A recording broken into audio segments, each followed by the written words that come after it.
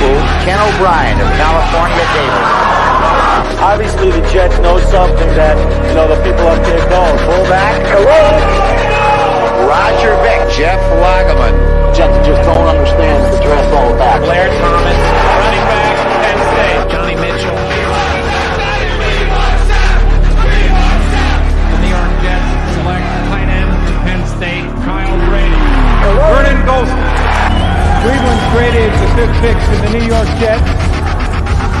And with the 5th pick in the 2009 NFL Draft, New York Jets select Mark Sanchez. D. Milner. Dino Smith. Jets select quarterback Christian Hackenberg. Sam Darnold. The New York Jets select Zach Wilson. Future Pro Bowler, Elijah Moore. Michael Carter, running back.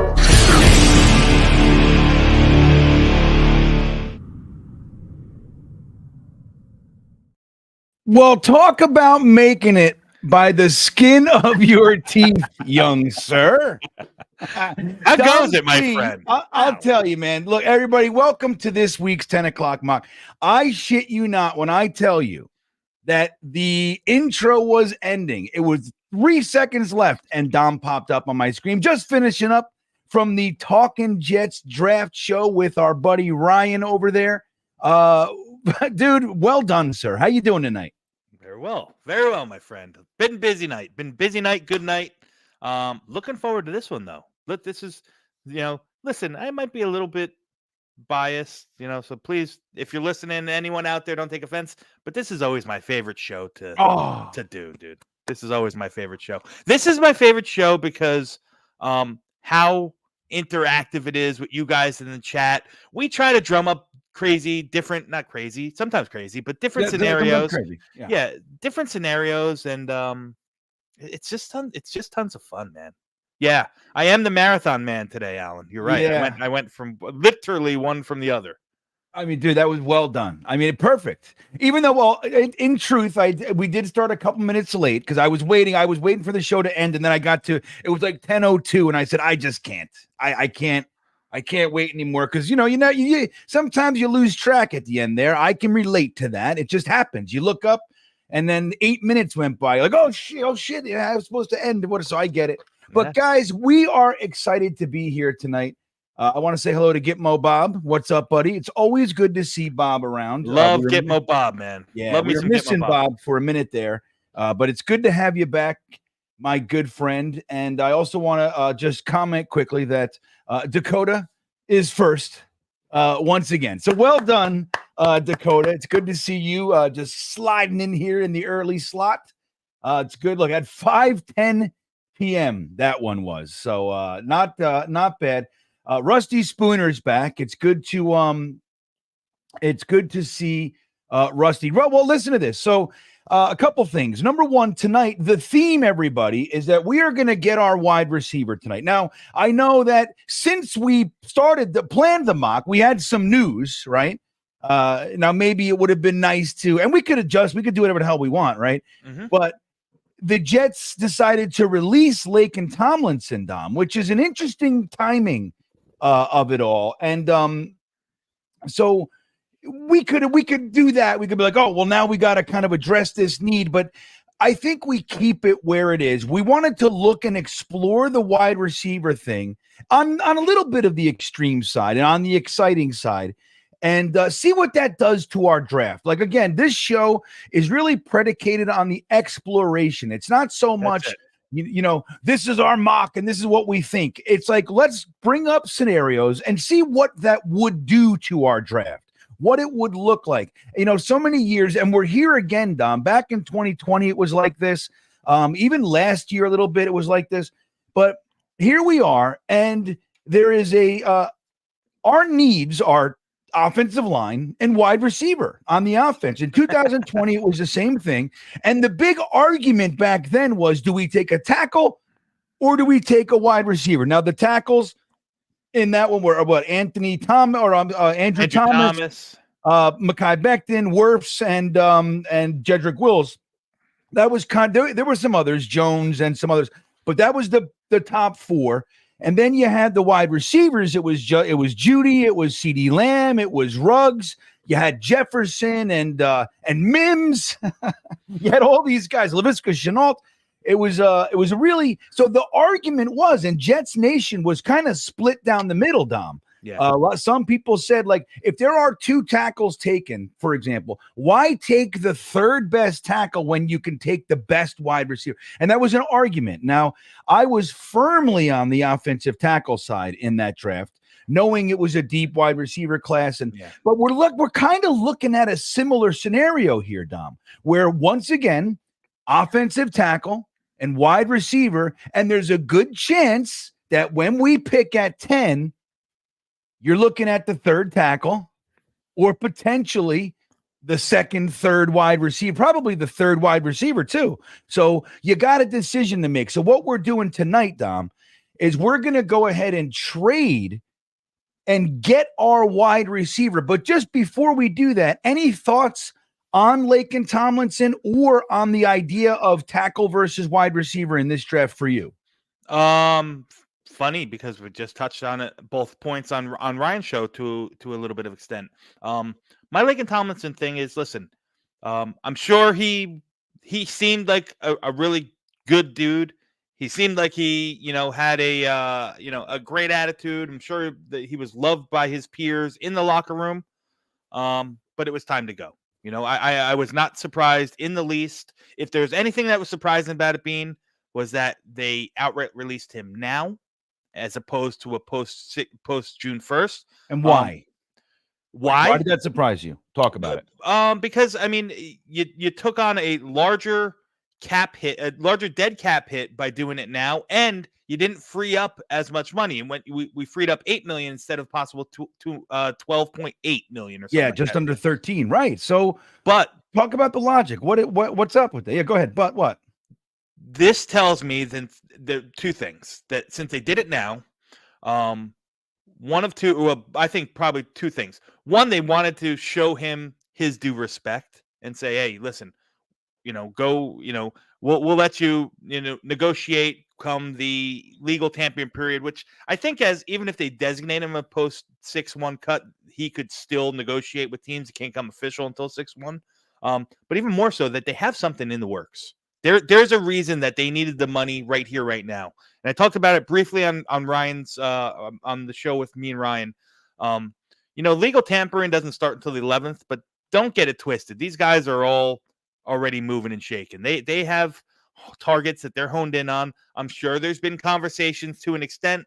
Hey, if this happens, we think we'd probably offer you something in this range. How does that look? So on and so forth. Blah blah blah.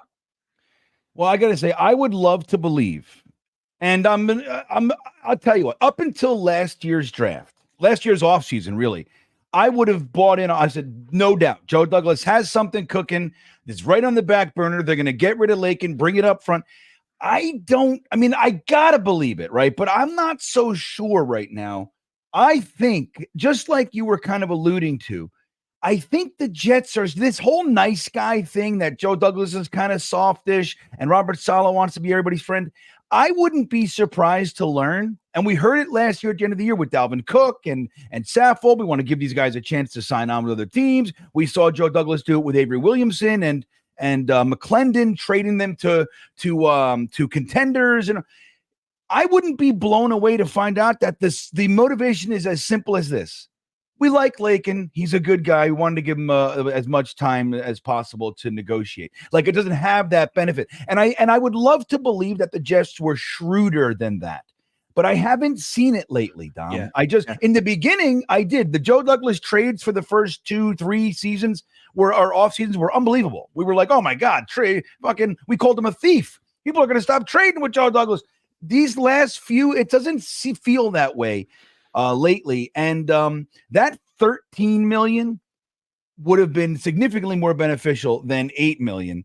And again, like you said, we're eating the entirety of the dead cap this year. Well, you could have spread it out, and in the next 2 years, the Jets are reported to have over $100 million in cap space. So I think it, just from that side, not knowing anything else, it seems like that would have been the move. But so it's interesting. But no matter how you slice it, everybody, Lakin Tomlinson is out. So, like Woody Johnson said a couple weeks ago, what do we need? A guard, another guard, a couple tackles? Yeah. Now that's exactly what so we need 4/5 of the offensive line. That's all, everybody. We got we got AVT and we got Tippmann. So maybe three fifths. I think you can. I mean, this is just me deducing this. I think with the release of Lakin Tomlinson, I think again, I think that they have something in the works, or they have an idea of how they're going to address. But I think it pretty much, to me, solidifies the fact that AVT is probably going to play left guard. I know that Saleh said they're going to pick a position, they're going to stick him there, and I think that probably says left guard. So left guard. See, I think what's interesting to me. I feel like this now. If our trade tonight, guys, and we're going to get right into this, I want to get to a super chat, and then we'll get into this. If our trade tonight happened, this could be an interesting thing, right? So think about this. What if AVT at tackle is the plan, right? You move Tippmann to guard, and then so you bring in a free, one free agent, right? So Cushionberry, baby. Cushionberry. Dude, well, I'm with you. Biadish is another one. I mean, these are guys that we loved coming out, everybody. Just so we know, we get made fun of a lot with these guys before. Just so we know, these were guys that we wanted to draft, and here we are. Now we want to sign them as free agents. It's fucking, if we just would have did our plans as Jets fans, if we'd they be just right. listen to us, if they listen just to listen to us, for fuck's sake. But so it's interesting. Maybe if we do, we're gonna slide back into the first tonight, guys. And get our wide receiver. So we'll take care of the wide receiver. We slide back. You got AVT at tackle. You signed a free agent tackle. You got Tippmann at guard. Maybe, just maybe, there's some options tonight that could present themselves. We'll see. We'll see how the draft falls, but it could change everything. So let's E-Boogie. Thank you, sir, for the super chat. And I want to remind everybody tonight we're going to give away some Liquid IV. Liquid RV, Liquid IV, everybody, the hydration multiplier. Save 15% on all your orders by using the promo code GreenBean Jetsfan. The link is in the description. We're going to give a box of this away tonight for everybody who sends in a super chat, and we'll get that going. So all the super chats tonight as a gift. I'm so grateful for you guys and all the considerations. All your support is amazing. But for everybody who throws in a super chat, we're going to give away a box of Liquid IV tonight, and I'll send that right out to you. But I want to get to E-Boogie super chat. He's starting. He says, trade away the first pick of next year's draft to get back into this year's draft and get JPJ. Now, I'm gonna tell you, I was kind of hinting at that a minute ago, Don. That's what I was kind of hinting at. We'll see. I can read between your lines. I know you can. So I was hinting at it. JPJ being the really, and Dom said it, down there watching him at the Senior Bowl. Arguably the most dominant offensive lineman in Mobile, and this guy's versatile. He's listed as a center. He can play both guard positions. Yeah. He can even play tackle if you in a pinch. Right? I mean, he's got those short. He's a little bit. He doesn't have the length to ideally stay at tackle, but if you needed him in a pinch to finish a game because a couple guys got hurt or something like that, I'm sure he could do it. He was a guard. He started out as a guard. He just has moved to center over the past year and a half, I believe. So he is anywhere along that interior. He's going to be very good. And I mean that wholeheartedly. He's going to be very good. If there's anything that you can say, on a negative or a room to improve, he's not the most he doesn't have the most lateral quickness. I don't know how well he will do on those reach blocks in that zone scheme or so on and so forth. But listen, you're pulling hairs out here now because he's just that good. His hands, his recovery, his absolute brute strength, his anchor. I mean, it's really, really, really special player. Yeah. So who knows? And it's a good thought. JJ, we'll see. Maybe that's the guy we're going to get tonight. You'll know in about 2 minutes. Hype checking in. I think they're looking at the 2023 draft class, and they want to limit dead cap money for next year. So you think you want some of those guys to fill in? The problem with that is we don't have any guards from the 2023 draft class. We didn't do any work. We got Carter Warren. You know what I mean? Tippmann, obviously. I mean, if you're speaking to him, I think you're right there. They're dependent on Tippmann. Tippmann's a big part of their plans. Whether it's at center or guard remains to be seen. I think either one I'm totally fine with. But that'll be interesting to see, Hype. But I don't know. The 2023 draft class, I mean, like little Gippy's going to be involved. Who Izzy maybe. But Will McDonald is clearly part of the plans. But I don't know how much help we're getting otherwise from the 2023 draft class for our current needs. So we'll see. Alan Doge has a great idea. What's up, Alan? Good to see you. He says, now that he's available, I bet the Jets pounce on Lakin Tomlinson. He's durable. Dude, he's played 114 straight games, Tom. There's an argument to be made that Lakin Tomlinson is the answer at left guard. Yeah. I agree. That's good stuff. That would be such a Jetsy thing to do, right? Oh, well, hey, maybe if they get him back at $5 million, you know what I mean? Wouldn't that be something? Then it costs you what? $15 million. Ugh. Right? 10 dead, 5 more. Oh, yeah. Oh my God. Yeah. I don't know. Right. Yeah. Terrible, Alan. Pooch guy Dawkins is a slob. MC isn't. Oh my God. I know we'll talk about that throughout the night. What a hilarious, Michael Nania put out a great thing, so Dawkins, if you haven't seen it, just look up Dion Dawkins comments for the Jets. It's everywhere. It's hilarious to me. And I think gives us some motivations. By the way, we have exploited Dawkins. Dawkins, the weak link, many times. We've really eaten his lunch. So the fact that he's talking like this, but it's a funny thing. He's calling the Jets showboats and more interested in social media when he's sitting there on an interview with no shirt on. What the fuck is that? First of all, never. I don't know. I don't recall the last time I saw a full interview with a guy with no shirt on. But he's got a whole bunch of social media accounts, and he's talking about Michael Clemens, and Michael Clemens doesn't even have an Instagram account, doesn't even care. He's not even out there. So the conflict is there. It sounds like a man who's just unhappy that a lowly team like the Jets, they just can't seem to sweep us. And no matter what it is, we always take a game from them the last couple of years, even in our diminished state. So it's an interesting thing, but it's a funny interview if you look at it the right lens, or you can get furious. It all depends on you. But let's get into this draft. Oh, we got one more. Hype's checking back in. I meant 22. Oh, okay. Who's a 22 draft class? Well, yeah, I mean, we're dependent on those guys. Well, who else can come in?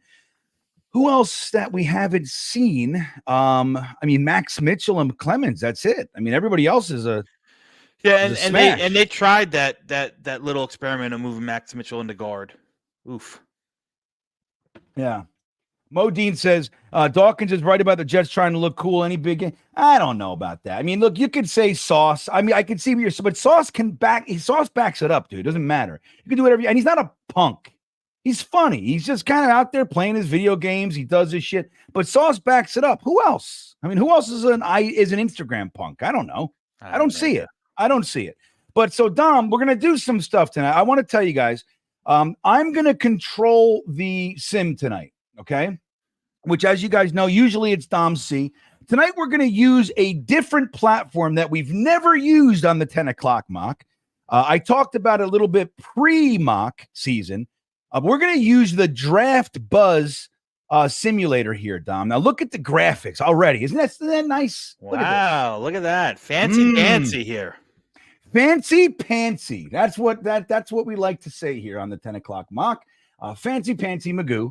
So here we are. You can see this. Here's what it looks like. The Draft Buzz mock simulator. Now, I'm going to tell you, we wanted to make a trade. And Dom, no matter what I offered, I literally offered our number 10, our fourth, all our sevenths, the entirety of next year's draft. I threw Zach Wilson, Uzama, Brownlee. I mean, I threw all these players, and it kept rejecting it. No matter what the hell I did, it rejected it. So I kind of forced it. So what we're doing is this, guys. We are going to trade our number 10 pick. to the San Francisco 49ers for pick 31 and Brandon Aiyuk. All right. Now, when you look at that essentially puts the value of the trade at the 26th pick in the draft, right? So that's a first round pick. Now, if we needed to add a little something to that, we could, to sweeten it maybe a little bit. But don't forget, Brandon Aiyuk, one of the reasons that he's going to be leaving is he wants a big contract. So we're going to be taking that off of their books as well. So there's value there for them to trade it. I don't think it's an unrealistic trade to think that the Niners sliding from 31 up to 10 and giving up Brandon Aiyuk couldn't happen, right? And our relationship with the Niners is strong and all that kind of stuff. So that's what we're going to do. So it won't be represented on the sim. So it's not going to say the Jets have Brandon Aiyuk, but that's what we did. So the Jets now have the 31st pick in this year's draft, everybody. And the 49ers have pick 10, but we now have an elite level wide receiver to pair along with Garrett Wilson. Dom, how do you feel about this trade? How do you feel quickly so we can get into the draft? But how do you feel about the trade, the player? What are you thinking? Well, I think Aiyuk is great. I think he'd be a phenomenal addition next to Garrett Wilson. That would give you arguably a top 5 wide receiver tandem in the league right from the get-go. Both young, both shifty, both create their own separation, both good with the ball after the catch, both have good hands. So I would love it, and again, I want to preface, guys, because I see the guys saying terrible trade in the draft. We're given different scenarios. There's only so many times that we could sit at 10 and in this exercise for you guys, take Fashanu or Alt or whatever. Let's just change it up. Let's, go out on a limb. And now we talk about offensive line and we talk about wide receiver being needs for us. So in this fake scenario, we've addressed the wide receiver too with a really good player. Right. No question marks. Not wondering if he can translate his game from the college level to the pro level. Just because you take a pick, a wide receiver in the first round doesn't mean they're going to be great. It doesn't mean that. We see first round wide receivers, whether it's Kevin White or even Corey Davis, right? They don't always measure up to their draft status. So this guy, we know he's an NFL stud. So we get it. Again, this is to present the scenario. Now look at what we have. We're no longer looking at wide receiver as a need at the top end of the draft, whether that be with our first or third round pick. So here we go. I want to say real quick, this super chat from Sam. Sam, it's going to be tough to get into this in too much depth, but Dom, if you had to very quickly, 5 Hall of Famers from this draft, you're putting your name on the line. Just say the names. Give it to us. Marvin Harrison. Who's not going to the combine. He's not doing a pro day, and he's got no agent, everybody. His dad is his agent. His dad is his agent. That's they're great. Good. Well done. There you go. Good enough. Listen, Hall of Famers are tough. That's a real. I'll give you the all pros. I think the guys that could be all pros. Harrison, Neighbors,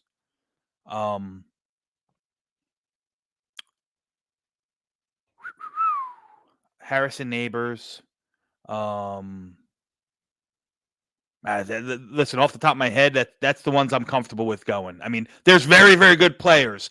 Alt's a very, very good player. Bowers is a very, very good player. I probably put Bowers in there. I think he'll be an all-pro at some point. If he falls in the right situation. So I'll give you 3. I think it's easy to say those 3 will be all pros. All right, and Dom, he's afraid to say it, but guys, it's clearly. I'll add the final 2: Ladd McConkey and Carson Steele. Everybody, so it's clear. Okay, we have no questions about Carson Steele and Malik Washington. There it is. Okay, so Hype says we don't want dead money. That's why we released Lakin. So I hear you, but it's just like when we're in win now and we need money. It's an interesting choice, Hype. That's what we're saying. I get it, and I believe in that, but this is kind of the year. We're hoping the Jets go, the term all in, right? So you could have just waited a little while, And then, not for nothing, what if your plan backfires? You still got Lakin. You know what I mean? You got a guy who. So it's just, I don't know. But if you designate him 6-1, you got to carry that money. You got to carry his $18 million until 6-1. So getting rid of it now. I hear getting rid of it now point. Gives you $8 more million to play with that you can use now instead of holding that money until June 1st. All right. So, all right, here we go, everybody. So, again, for all the people that just popped in, for this simulation, for this mock, don't forget, it's a mock. We're exploring the idea. If the Jets take care of wide receiver via trade, the Jets used their 10th overall pick to slide back with the Niners for 31 and Brandon Aiyuk. So now we're going to start this draft again. Well, you didn't see, I'm using the Jimmy Johnson. Next week, maybe I show you the whole process, but we're using the Jimmy Johnson trade value chart. So we'll be getting offers of trades, and we'll see how that goes. But here we go. 90 seconds for pick. The draft is starting. What do you got, Dom? Am I going to be the one putting in the polls? What's it called? Yeah. So let me figure out where to do that. Hang on. Do you know how to do it, sir? No, but tell me real quick. All right, real quick. Dom, go to the YouTube page. Okay. Oh, you might not be able to do the polls because you're not my YouTube page. You don't control my YouTube page. Shit.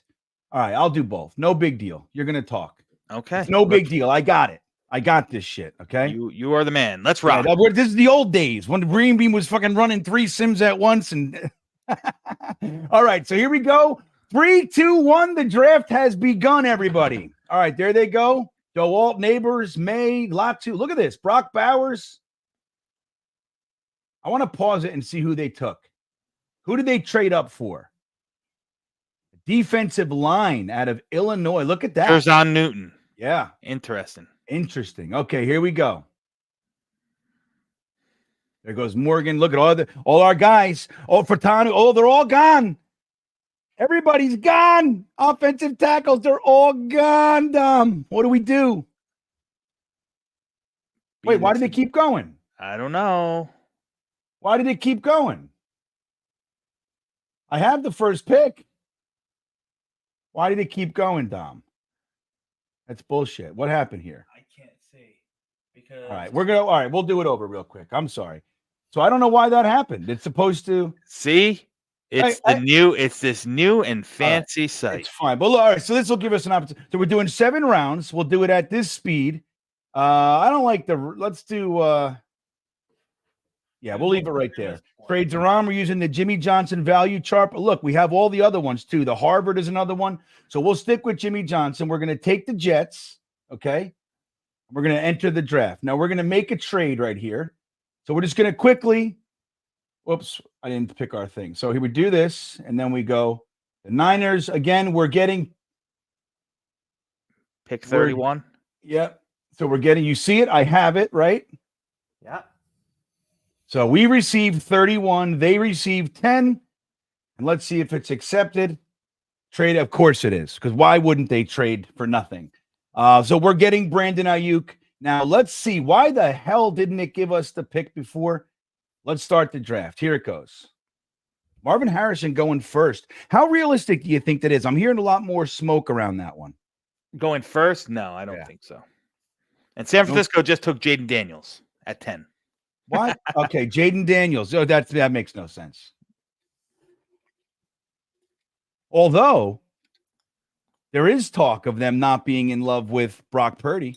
There is that talk. Interesting. Why wouldn't they? Trade up, get the quarterback. And here we are. Okay, it worked. So let's take a look. We'll take a look at the tackles that are left. Here's what we got, Dom. And just so we can talk about this with everybody. Okay. Tyler Guyton is a guy that we like. Raw, right? That's kind of the, depending on him to come in and start might be an issue. Right? Yeah, not an ideal situation for the Jets. Okay. So again, in this scenario, let's assume the Jets at least got somebody in free agency. Let's say Illuminor or somebody like that. Okay. All right. So we got a tackle. We still need offensive line help. So look at this one, though. So we're looking at the offensive line. these are the guys that are left. So you got the tackles up here. You got Guyton, Patrick Paul. I never know how to say this. Amagaje from Yale. Amagaje. Okay, I'm not a guy. Graham Barton, who we like, but is more than likely going to be an interior offensive lineman. But here's the guy we were talking about, everybody. We got JPJ here. JPJ is an option. If we're going to do AVT at tackle, and they've talked about that could be a very realistic plan that they have. AVT is one of our tackles. You got Illuminor at the other tackle. You got Tippmann and AVT in there. This could essentially round out the offensive line if we took a JPJ, Dom. What do you think of that real quick? Listen, at this scenario, I'm not opposed to it. I love Graham Barton, but I don't think he, I definitely have JPJ higher than him. Considering the tackles that are here, like I said, for our situation, I mean, Tyler Guyton's a great prospect. Tyler Guyton, if you told me 5 years from now is the best tackle in this class, I wouldn't be utterly shocked. But for what we're doing right here, right now, I just don't see Tyler Guyton a guy coming in to plug and play.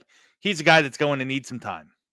All right. So Tyler Guyton, he's not. So we're going to put him in there as on the poll. Yep. We got JPJ in on the poll. Yep. Give me your, just because the sim has Patrick Paul up there or Sumatia up there, doesn't mean that those are the guys that Dom C would recommend. So who else are we adding to this first picks poll? It doesn't have to be O-line either. We could remember Barton, we took care of wide is receiver, a guy. but Barton, I definitely think is a guy that you want to kind of consider. I'd probably say he's in the realm of discussion. Even though if we're going to have JPJ, he's probably not. There's the good thing about Barton is he can play all five positions. He was a left. He was a right. He was a center. He was a right tackle, and he was a left tackle. And he's moving to guard probably because of his a little bit of mobility plus arm length, so on and so forth. Rusty wants to know if Jordan. No, he's gone. So what we're looking at here, where is it? What we're looking at here, these are the top guys, Rusty. This is it. Jordan Morgan's gone. I can scroll down a little bit. Christian Haynes is still there. Not a guy I would take over JPJ. I'm just curious. Can you flip to the receivers, Bean? Let's just take a peek. Let's just take a peek. All right, here we go. Whoops. Yeah, you got good receivers here, but again, remember in this scenario, guys. Oh, that's better. We traded for and Brandon Aiyuk and paid Brandon Aiyuk. So, listen, Trey Franklin's not my favorite. However, in this scenario, I think you can pop him in the slot and have a real. I mean, he is speed for days. Questionable hands, not the cleanest route runner, but I mean, when you talk about John Ross style 4.29 speed, that's Troy Franklin. Brian Thomas is again another guy who probably you got to consider. I don't know where the fit would come with him being a third wide receiver. I mean, that would probably put Garrett into the slot more in 3 wide receiver sets full time because Brian Thomas is, he's an X build. He's an X prototype. And then you got the guys like Ladd McConkey who could come in and be a slot. Xavier Worthy is one of my favorites in the class. So is AD Mitchell. They're my wide receivers 4 and 5. But AD Mitchell is another X build. I just don't know the fit with the team that we've constituted. Xavier Worthy is a slot guy. I think he's all right, probably. So who we putting up there, Dom? You could choose the slot between Franklin, McConkey, or Worthy. Bean, you know what? I'll leave it to you. I can't justify wide receiver after I can't. Okay. Let's look and see if Brock Bowers is still there. Okay. We're gonna stick with offensive line for this one. I'm gonna go ahead and throw.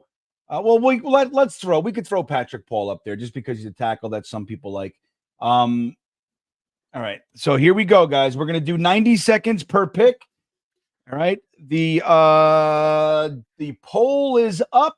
I'm starting the timer. So don't forget, guys, let's see what the draft would look like if the Jets were bold enough. We got lots of Jets fans saying, trade for Aiyuk, trade for Justin Jefferson. Justin Jefferson's going to cost you 2 firsts.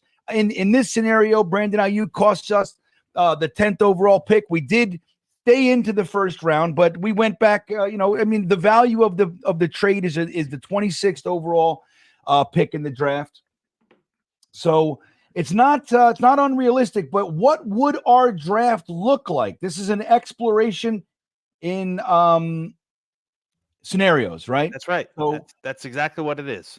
okay, so everybody get your votes in. You got 50 seconds left here. So we got Tyler Guyton, offensive tackle. Like Dom said, I mean, he's going to be a good player. Whether or not he can come in and be, a first-year impact player is really the question. JPJ, I don't think there's any concern with him coming in and immediately sliding in and upgrading, whether it's one of the guard spots or if you wanted to use him as center and use Tippmann as guard. I mean, think about that, man. Like a Tippmann at center, JPJ left guard, AVT, or I guess AVT if he's a tackle in this. We'd have to find another guard, maybe Wes Schweitzer. But we could fix that in the third round, Dom. We could do that. You got the makings of a pretty damn good offensive line there. If you had Illuminor, JPJ, Tippmann, the whole, and then AVT, I'm not complaining about that offensive line. Yeah. And listen, there's no dead set. If we find a tackle that we like in round 3, you can always, take him. Or like you said, if there's a good interior guy, you can go that way. It just gives us again, different scenario, different look. Let's see what happens. All right. So the poll is done. It's a landslide. JPJ is the guy. So here he comes, everybody. Oh, and for the next pick, I'll do this. I'll expand and show you guys there's another reason why this sim is so good. You can really look at there's a lot of information that they provide here for what's this fucking black screen shit on the bottom? Hold on a second. I got to X out. I don't know why it looks like that. Hold on. But you can see, so you got their scouting summaries, their strengths and weaknesses, their projected, look at ESPN rating, 247 Sports, Rivals.com ratings. They're talking about him being a second round pick, around pick 50. So we're going to take him at pick 31. Well, they do their rankings well before they do. I think they start them like August or September. So I don't know if they've updated, because Jackson Powers Johnson, I think, is probably a lock for round 1. For them to have him, projected in the second round, to me says they probably haven't updated it. But I digress. Yeah. Okay. So there we go, guys. We got Jackson Powers Johnson, JPJ, as he is affectionately known. And John says Rodgers doesn't like rookie centers. Well, no problem, because Tippmann we have at center anyway. So it's not going to be an issue. And we saw Tippmann, I think, has earned his place. I think you could be confident in Tippmann without too much concern. Do you feel the same way? Oh yeah, for sure. Whichever one, do rock, paper, scissors. One plays center, one plays right guard, and call it a day, man. Yeah. So look, Tim check Illuminor, JPJ, on Wainu, very possible. We would be very happy. So yeah, there's some options here, man. And again, adding Aiyuk too. Don't forget about that. That's serious. That's a high level, high quality addition right there. So don't forget about that. So here we are, Dom. We're at pick 72. Just to check the offensive line. Some guys we like are here. So if we're talking about filling that guard spot, we can do that right here. Adding Aiyuk kind of takes some pressure off of the idea of needing to add a wide receiver here. Because again, you're looking at wide receiver 3 at best. Depending on how they feel about Lazard with Rodgers. Gibson's still there. Obviously, you got the Brownlees of the world. Guys that we're not necessarily screaming and yelling about, but they're there. So, it would be an option. I'd probably, considering we have 2 fourths, I might wait. And now that we got Aiyuk, I might wait until the 4th round and see if I can plug either another offensive lineman or a defensive lineman. I know everyone's going to hate to hear that, but defensive line's a bigger hole than we all really want to admit or talk about. Yeah, I hear you.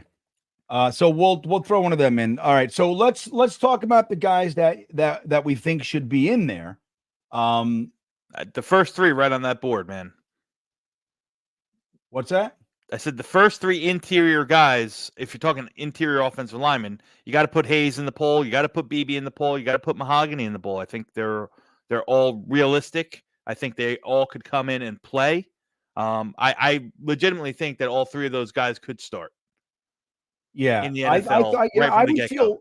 I'll tell you what, man, I would feel really good if they came away with some of the, like, again, like looking in this scenario, if they came away with, Brandon Aiyuk, we got JPJ, and you draft one of these guys, I would feel pretty damn good about just that alone. Like, so think about it. Nothing else happens. You bring in Illuminor, you got JPJ, Christian Haynes, and Brandon Aiyuk. I'm not feeling too bad. And then the rest is kind of filled in with those mid-tier guys and whatever else. I'm not feeling too unhappy about the offseason, Dom. I'm really not. No, I'd be listen, if nothing more, and again, just say for you took an interior line, you took Christian Haynes here. The line's better than it was. You get Illuminor and JPJ and Haynes to start alongside of AVT and Tippmann. The line's significantly better than it was last year. There's nothing to be upset about here. So yeah, and again, so the line is significantly better, and you've added Aiyuk with Garrett Wilson. That changes everything. On the you still got Breece Hall, you still got Jeremy Ruckert and Tyler Conklin, and so we're all of a sudden, everybody. I know it might not be the names we like, but this draft isn't necessarily crumbling before our eyes here. Yeah. So let's say, what do you like this as your defensive tackle option, Dom? Ruka Rohoro? No, that's who they have. I like him, but the reality is that I think he's probably not a good fit for our defense. At best, you hope that he can fill like a Quentin Jefferson role, where he's going to be a guy who can rush the passer, on passing downs. But he's probably too small to play defensive tackle full time, and he's probably not athletic or twitchy enough to play defensive end full time. So he's going to be a spot player. I like him. I'm not going to say I don't, but he's not going to be he's going to be a spot player at best. So what else do you have on the defensive line there? I can't. Well, we got McKinley Jackson's there. Yeah, Braden Fiskey's a great option. Yeah, Fiskey, too. Right. Gabe Murphy's a guy that's flying under the radar. He is this might be a little too rich for me here, but he's a guy that I think could turn into a really good pass rusher in the NFL relatively quick. Dwayne Carter. Now that's a name that I absolutely love. I love McKinley Jackson too. Don't get me wrong. Who you want to put up here, though? I'd put Fiskey and Carter. I think they're the two best options. Well, I'm going to do one. I'm going to do one of these guys. All right. Well, then let me ask you: Do you want a guy that can play opposite of Quentin Williams, or do you want a guy that can also plays the three tackle? Like, do you want a Solomon Thomas, or do you want Al Woods? Okay, then if you want an Al Woods, you want Dwayne Carter. He's your one tech. He's going to play more reps than a guy like Braden Fiskey. Although I think there's an argument to be said that Fiskey might be the better player. All right, the poll is up, everybody. So, excuse me, we can complete our work on the offensive line because again, using pick 31 and pick 72 on the offensive line. Not a bad deal, guys. We brought in Brandon Aiyuk, clear upgrade over anything we've had. This is the best wide receiver tandem since Brandon Marshall and Eric Decker, or Bray Bray and Santonio Holmes, or Keyshawn and Corbett. That's the kind of thing that you're looking at here instantly. And the offensive line can be upgraded dramatically as well here. Dom makes his point for the defensive line. We talk about it every week. I'm a big believer in when you're looking at the guys that we have. In my opinion, you're looking at a space eater. That's what we need. That's what we don't have right now. So I'm a big believer that from the fourth back, you're going to be able to find my 340s, my 360s, and just stuff them in there, and they'll do the job that you're looking for. But hey, there are arguments otherwise. So get your picks in, everybody. Christian Haynes and Cooper Beebe are up top right now. Cooper Beebe's got them currently. So we have about 20 seconds left, everybody. Get your votes in. Christian Mahogany getting some votes. Dwayne Carter getting more votes than Christian Mahogany. But I don't think Mahogany is a name that everybody knows just yet. As the offseason develops here, the combine, which begins this week. We're gonna see some switching, moving and shaking, Dom, as we do every year. Mahogany killed he was a top performer at the Shrine Bowl. Again, he's another guy in the mold of Christian Haynes. He's a mauler in the run game, short, stout, plays with leverage against the pass. Maybe not the most nimble or fleet of foot. Christian Haynes definitely moves better than him, which is why I think he's probably rated or projected to go higher than Mahogany. But listen, Mahogany could be here in round 3, round 4, and if you took him, you're getting yourself a solid player. Yeah. Now Braden is in the Dom C camp. What's up, Braden? Good to see you, my friend. Yeah. I have no problem with taking interior defense. I voted for Carter. I'll let it be known. I did. Braden did too. It sounds like Jake is quickly while we make this pick. Jake is saying Malachi Corley, hard for him. Thoughts from Dom? I've been absent for a while. I told you to set up polls for these YouTube drafts a couple years ago. Well, maybe you're the reason I did it. Remember the first year we didn't do it. We didn't do polls. And it was difficult. I was still learning, man. I had to figure it out. We've been doing this a few years now. I think we've been doing the polls for 3 years, Jake. No, so I'm going to give Jake the credit, Dom. 2 years? 2 years since I've been here. But we did the polls the year before, too. No? I know you did them in the. I think we counted. It was counting the votes in the chat. Brutal. Brutal that was. Yep. Oh, Prague. Thank you, Jake. I'm going to give Jake full credit for the Malachi Corley, real quick. I'll give it to you, Jake. The abridged version. Very good player. Very good with the ball in his hands. Don't know if he's developed, if he's nuanced or developed enough as a true wide receiver. Again, he's a converted running back. Doesn't run a full route tree. Don't know if he can get off press coverage. He's going to be a weapon. He's not a weapon that I want to entrust Nate Hackett with. Yeah, there you go. Well, and so look, just so you see, Malachi Corley went to the Broncos here at pick 76. There goes Mahogany. So just so we were talking about him. So the poll ended with Cooper Beebe being the selection, Dom. Interesting. Not a bad pick. Not a bad pick. No. Yeah. So far, guys, think about this. The Jets have found a way to add Brandon Aiyuk, JPJ, and Cooper Beebe to the list. Again, we're assuming that a left tackle was signed in free agency. We'll say Illuminor just for shits and giggles, and maybe AVT's bouncing over to tackle. So that's our line. I mean, look at it. So we got literally, this is what we're looking at. Illuminor, JPJ, Tippmann at the center, Cooper Beebe, and AVT. Not a bad deal. Now, depending on 2 rookies, there's that argument, and a second-year player in Tippmann. But shit, man, we had vet after vet after vet last year. It didn't look too good. So hey, man, try this on for size. So here we are at pick 112. Here's the big board, Dom. Mm-hmm. Here's what we're looking at. We're at pick 112. As you can see here, they very nicely. You don't have to look. It just stays on your screen. You can see what the Jets have. We still have 112 and 114. So we have 2 picks in the next 3 picks, which is nice. Yep. So what are we thinking here? Here's the big board. They're looking at Cowing at wide receiver. Yeah. And he would be a great fit. There's your slot receiver, who's a very good one nonetheless. There's your slot receiver. So, but we also have an argument for safety and defensive tackle at this point.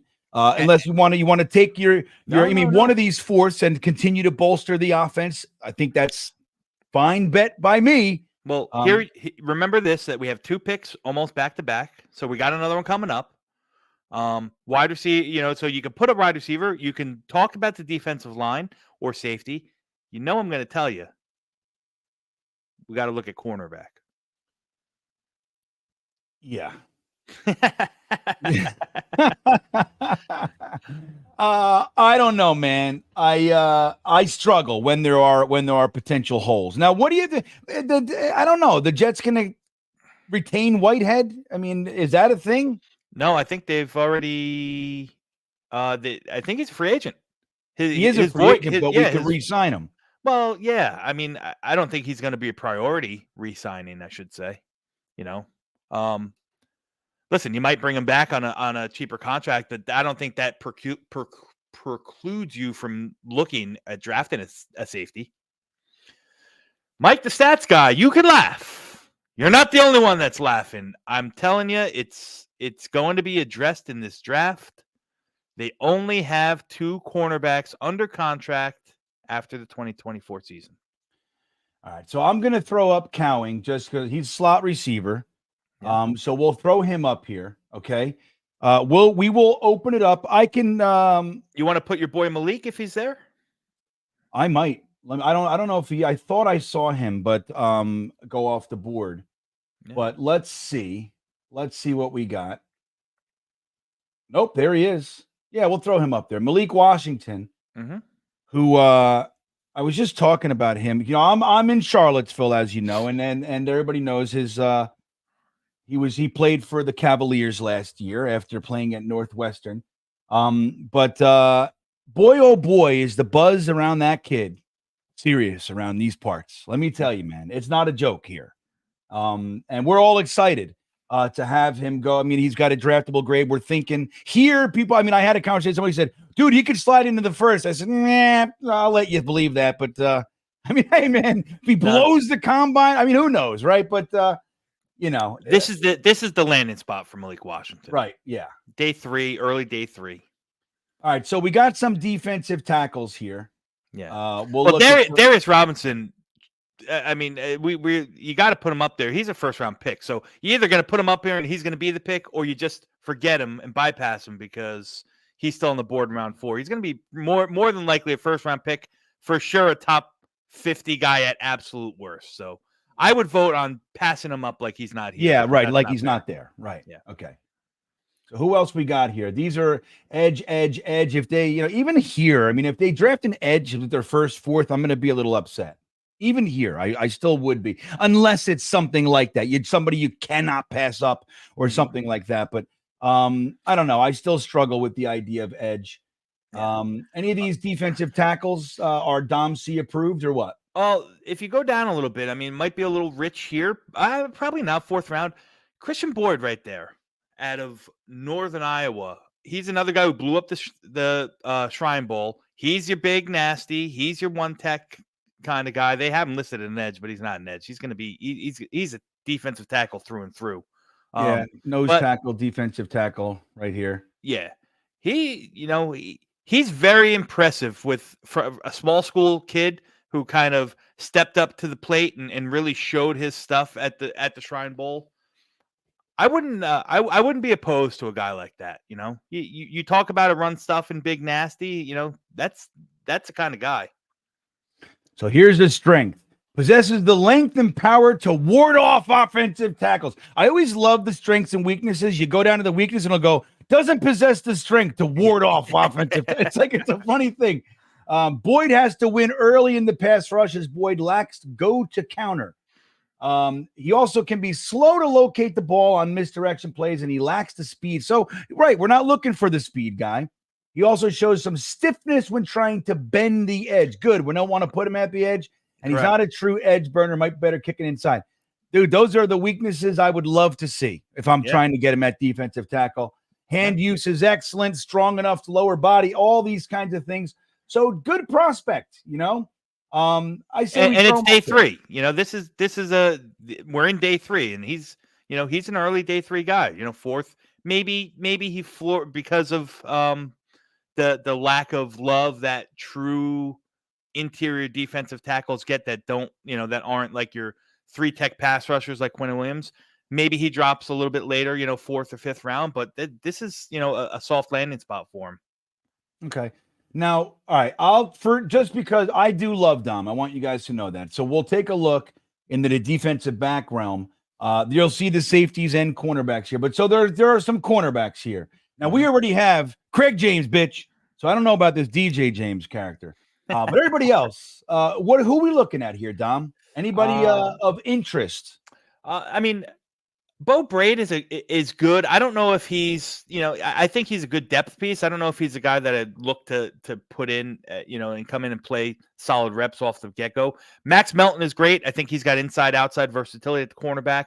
Very physical kid. Cam Hart, to me is a no-brainer here. I think you put him up there. Malik Mustafa is another one. Now, that's a guy that can come in and take Jordan Whitehead's starting job from the get-go. Built like him. His game resembles Jordan Whitehead minus the missed tackles. He's a missile that flies all over the place, but he's also versatile to sit up in a high post. He could even play some sub package linebacker for you as well. So I'd put Mustafa in there for sure. Yeah. So Mustafa, I tell you what though, there's a couple of other guys I like here. So you see 80 tackles for Mustafa. 45 solo. He's a little bit small, 5'9", but he's also 210 pounds. So that's what we call a brick shithouse. When they're small and they still carry that much weight, when they do hit, that's the kind of hits that you like. You know what I mean? Spread all that weight out nice and tall. Sometimes it's good. It's a small package, heat-seeking missile, as Dom said. So he's, an interesting player. Yeah. A couple other guys that I like. James Williams is one that I like, Dom. Yeah. Listen, James Williams is a phenomenal player, phenomenal athlete, but he's not going to be a safety. He's already transitioned. He's going to be a linebacker in the next level. So yeah, he's right. Okay. Now, do you want to take an off-ball linebacker here? Probably not. My guess, you might want to wait a little bit, and especially one that needs to kind of develop. Again, he's a solid kind of guy. Big, strong, strapping big safety that he can convert into a linebacker. So this is the kind of guy that Saleh would like, but this is a guy that's going to need some work. He's going to need some time. He's going to be on the Sherwood schedule. I also like Vaki, so the poll is up, just so we know. So here's our choices for this one, for pick 112. Don't forget, we have another one in about a second after this pick, almost back to back, as Don put it. Jacob Cowing, wide receiver. Malik Washington, wide receiver. Christian Boyd, defensive tackle. And Malik Mustafa, the heat-seeking missile at safety.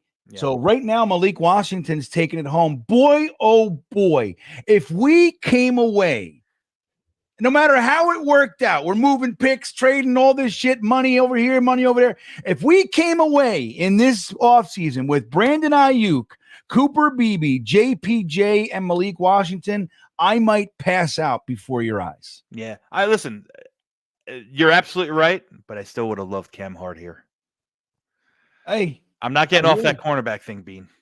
But it's an interesting thing. How can you justify a cornerback over even a position like defensive tackle, offensive line, wide? Even though we added 2 offensive line, we added a wide receiver. How can you justify cornerback with this is the end? It's really not considered a premium pick, but this is where the top of the fourth, man, is where you start. There's real opportunity at the top of the fourth. So here's how I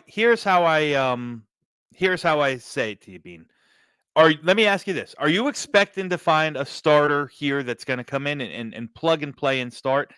I'm going to say it absolutely can happen.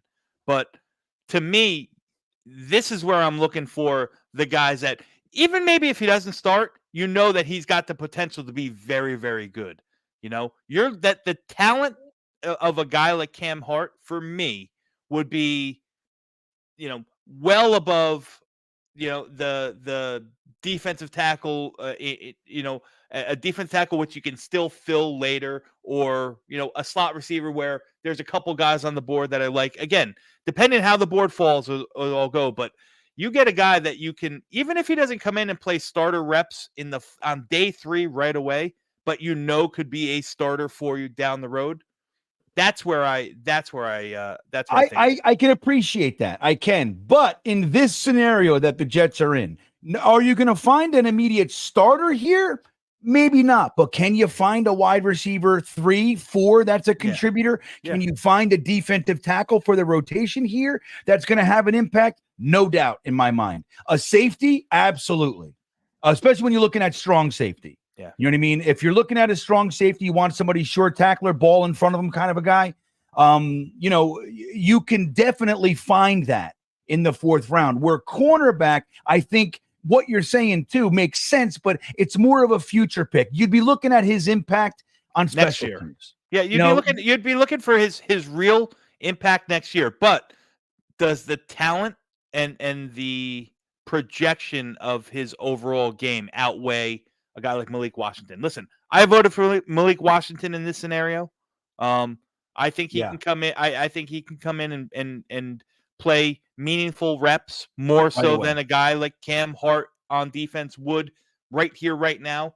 I can't argue that. This guy's got potential, that kind of, not to say he would do Puka Nacua, but he's got that kind of, back end of the draft, surprising impact potential. Yeah. And listen, Malik Washington, guys, don't 5'8" is small. Yeah, I know he's not tall, but let me tell you, the guy plays bigger. He runs through contact. He's got phenomenal contact balance.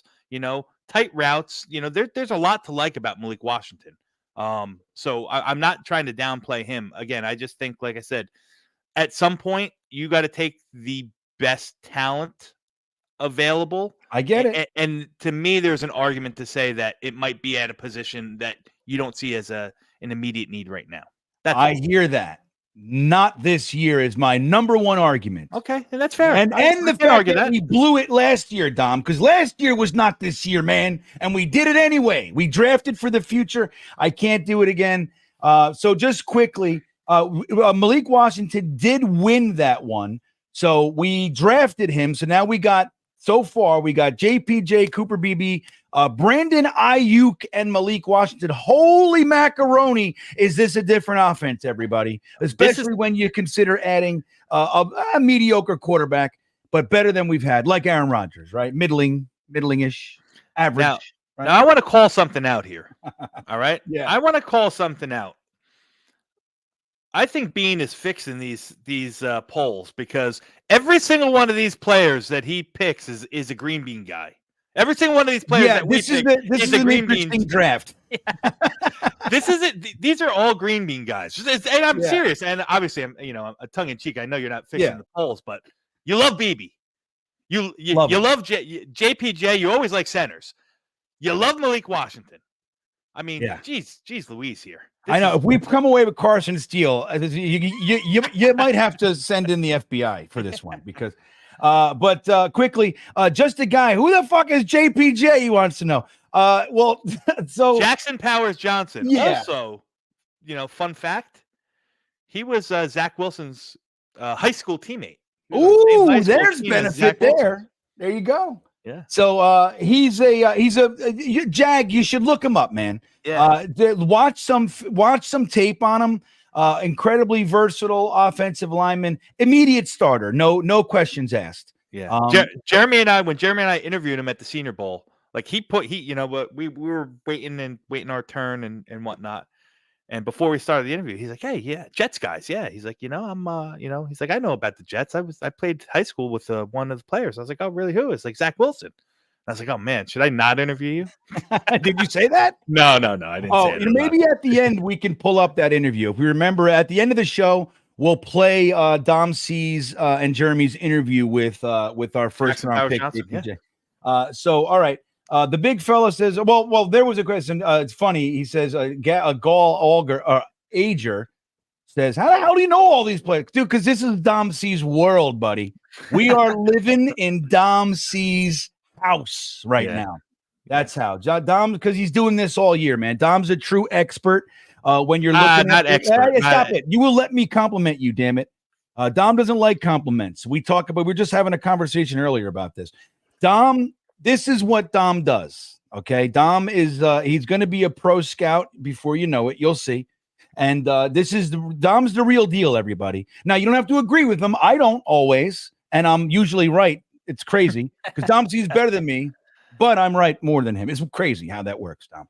But this is Dom C does real research. He's watching significantly more film than most of us, and he knows his shit, man. So the big fella checking in, can you look up Jalen Wright's profile, please? Not sold on Izzy. Well, we're going to start talking about running backs right about now. We'll see if he's up there, big fella.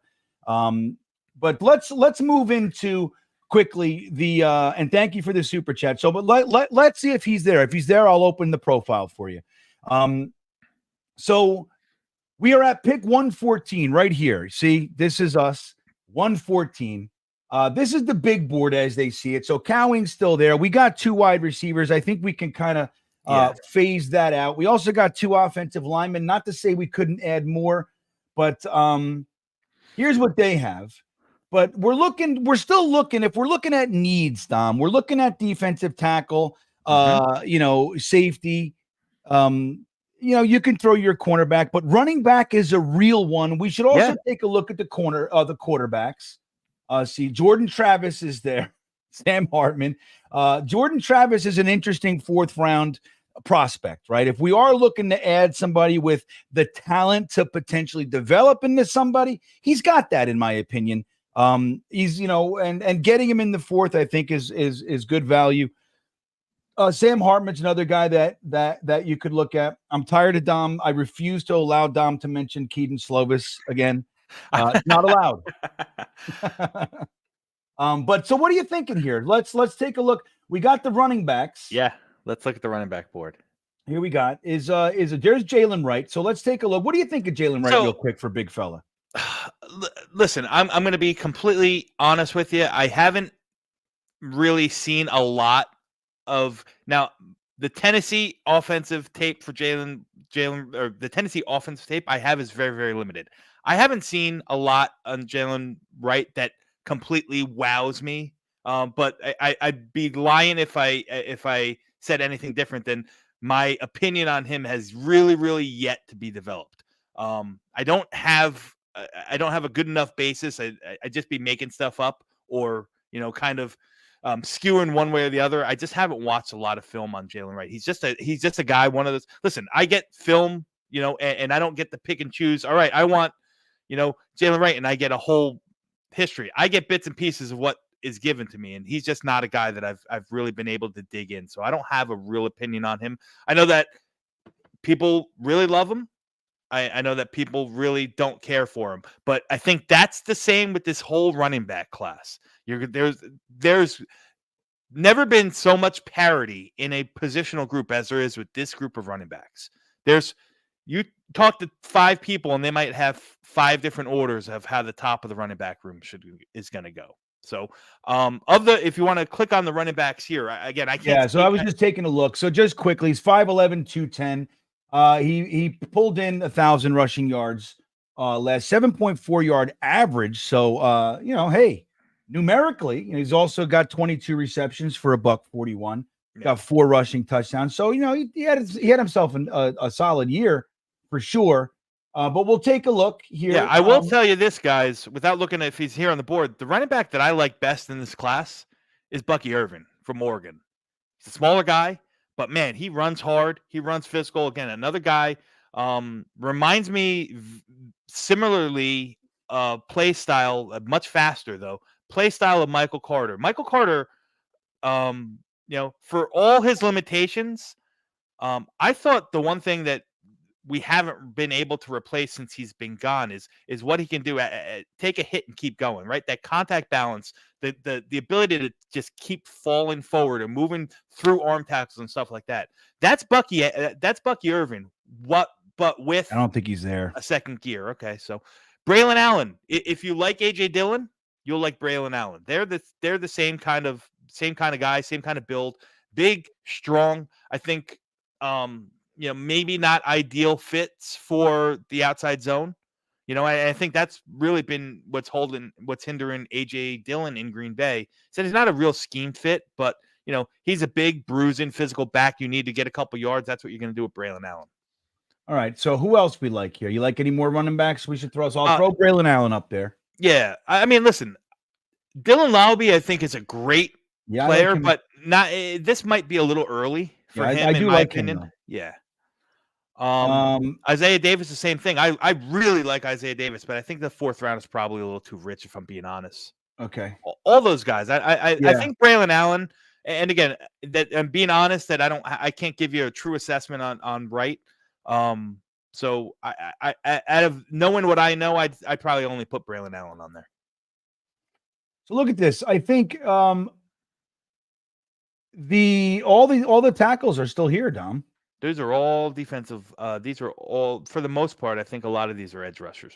Keith Randolph's definitely What I say, tackle. tackles. I meant defensive lineman. That's what I meant. Yeah, Boyd's an interior guy. Randolph's an interior guy. Austin Booker, I love him. He's an edge, but man, he can bend, he can move. He's a player.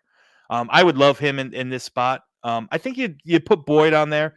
You put Braylon Allen, and I think you move to the defensive backfield, the safety room. All right, hold on. All right. These guys in there. All right, I'm trying to make sure I spell them right. My natural inclination is to write Christian with a CH. So, but I tell you, the K is making a comeback here because a lot of these guys have K for Christian. Joey R's got a comment in here that I just want to acknowledge and agree with him 100%. Throw it up there. Okay, yeah, I could do that. Yeah, you can do that. I can. Yes. Hey, listen. This is such an understated fact about Malik Washington's play is that he goes and he wins in the contested catch situation. I think I have his stats here somewhere. Well, and there, so look, and we'll move from that. Yeah, go ahead. 56.3% contested catch rate last year. For argument's sake, all right. Well, Odunze was at 74. Brian Thomas was at 53.8. Interesting. And GreenBean's gone, so I'm here. Oh, I had a dog scratching at the door, so gotcha. I'm like out, he's out in the yard in the cold. I felt it. You know what I mean? I had to let him in. You're a good boy. You're my good boy. That's how you talk to dogs because we're idiots. You go, because they don't speak English anyway, so you might as well just fucking talk nonsense. Yeah. Quickly, Sam Aiken checking is which cornerback or safety would fit the Jets defense? Well, look, I have them up here. Let's talk about this group and see what you think because we're at pick 114, everybody. Yeah. Well, there's two safeties that I think are really perfect scheme fits for the Jets. We talked about one of Malik Mustafa, and I'm talking about, maybe not your true center field types. I think guys that are versatile enough but can really help the game at in the box or in what we consider that strong safety role. And we talked about Malik Mustafa. And the other one would be Keegan Oladapo from Oregon State. He's another guy that I think is just going to fly up the boards once he tests out through the roof. But man, that guy can play, and he's versatile. He can play an overhang or in the box. He can play a split safety if you need him to. He can completely shut down tight ends and running backs out of the backfield. He can even run with some of the bigger slots. Listen, he's not loose hipped like your traditional free safeties where he's not going to just turn and be able to, track balls down like that. But he's a force coming downhill. He is a guy. Keegan Oladapo out of Oregon State's a name to keep in mind if you're talking about fits for our defense. Yeah, there you go. So, all right. So I'm going to throw Mustafa up there. We had him up there before. He didn't go because that was only 2 picks ago, I think. But we need a fourth. So we have Christian Boyd, Braylon Allen, Malik Mustafa. I'd love to see another defensive tackle up there, Dom. But what are you thinking here? Here's the big board. We could start with developmental offensive line. Make sure that if we have injuries, we got guys that we like with high upside or whatever. But if you had to pick a guy here, I got Malik Mustafa up there. Well, listen, let me ask you this. I know we talked about the defensive backs. I'm not going to push. I'm not going to push you for that cornerback. But do you think about replacing Bryce Huff's role? Do you think about bringing in a Well, I think we did that already. That's the problem. That's why we're not keeping him. Will McDonald, I think, is the reason we're not keeping Bryce Huff, if that should come to pass. I mean, look, we're in the 4th round. Again, this is kind of the end of where I hope guys are going to come in and make an immediate impact in some respect. Now, is edge what I'm looking for here? No. If they did at the 2nd, 4th round pick, am I furious? No, I would much rather see a Jordan Travis here than an edge rusher. Just for me, like that's where I am, or a running back, or a defensive tackle. Like here, I'm still looking for guys that, like, the quarterback's obviously not going to come in and have an immediate impact, but getting value here at that high of a positional need, a position I think would warrant some consideration. But I don't know, man. Edge, to me, I think last year they overdrafted the position, and I would hate to see them kind of double down in some respects. Look, then just fucking keep Bryce Huff. You know what I mean? Like, I know it's a money thing, I get it, but yeah, I don't know. I struggle with the idea. Okay. But so, what are you thinking? So you want to throw? You know what? I'm just gonna do it. Let's see if he's still there. I'm gonna throw Jordan Travis up there for the quarterback people, because a lot of Jets fans do like him here in the 4th round. So we'll do that. Okay, the poll is up, everybody. The 90-second timer is coming your way. It is now engaged. I gotta vote. Let me vote. So, yeah, Mr. Green says he can't believe that GreenBean doesn't love Latham. Big trunk tree is redwood, tremendous jolt strength with lobster claws, and a big butt. The biggest butt, quite frankly. Listen, I love the player, man. Yeah. I don't dislike him. I mean, I think it's like, when you get to a point where you're splitting hairs, you know what I mean? Like, now, if the Jets come away with J.C. Latham, am I going to be unhappy? No, not in the slightest. But I tend to, I just feel like there's potential for him to be limited. And I just, I would prefer some other guys, but it's, again, like at that point in this area, like we're, in my opinion, the way I like to say is I am, we start splitting hairs. Like there's so many players up top that I'm going to be elated with. True. Like, it's like last year, the one position I couldn't be happy with was fucking edge. I was like, and we did it. So if we come away with Latham, Fuaga, I'm going to be happy. Trust me when I tell you, he's just not my guy. Yeah. And that might change. I'm still digging, man. I'm still doing my stuff. But yeah, I don't dislike him. Yeah. Let's see what we got here. Oh, here we go. Gary Ager just coming in. I don't see a comment there. I keep calling you Gary. You know why? Because I had a friend, Gary Alger. That's what it is. So it's nothing. And I'm stupid. So there's that. So, yeah, I don't see a comment, but thank you nonetheless. I don't see anything from you here. So, all right, the poll is done, Dom. And who'd you vote for? I voted for Malik Mustafa. Well, you win. So there you go. Malik Mustafa is coming to be a Jet here. Let's see where he is. He's right here. Real quickly, just take a little look. Did we? I don't think we looked at him yet. Yeah, we did. Oh, we did. Okay, that's right. My bad. So then we don't need to waste any time doing that. Yes. Where'd he go? There he is. All right, we got ourselves a safety. And somebody's asking about in the chat. I thought I saw it. The kid from Rutgers, the running back from Rutgers. I believe he did go back to school. He did not declare for the draft.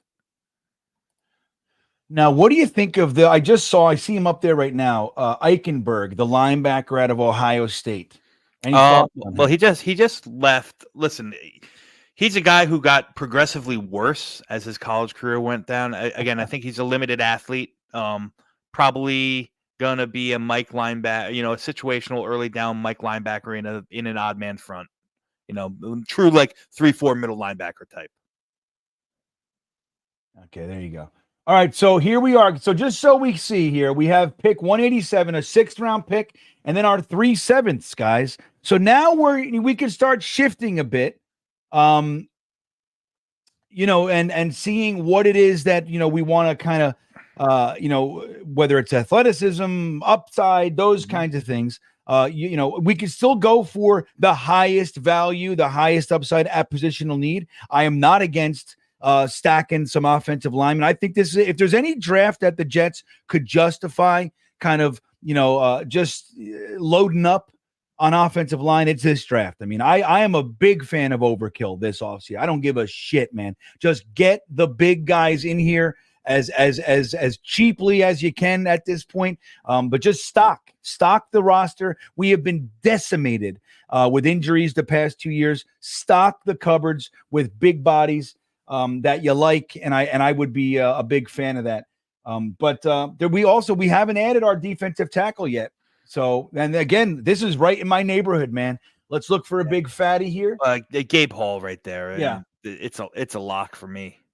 Yeah. All right. So we'll throw Gabe Hall up there. Yeah. I see somebody questioning the safety pick. Now, Dom, why would safety be a good selection at pick 114 in your opinion? Well, I mean, listen, because I think at that spot you get somebody that can come in and play. Let's talk about our safety room as constituted right now.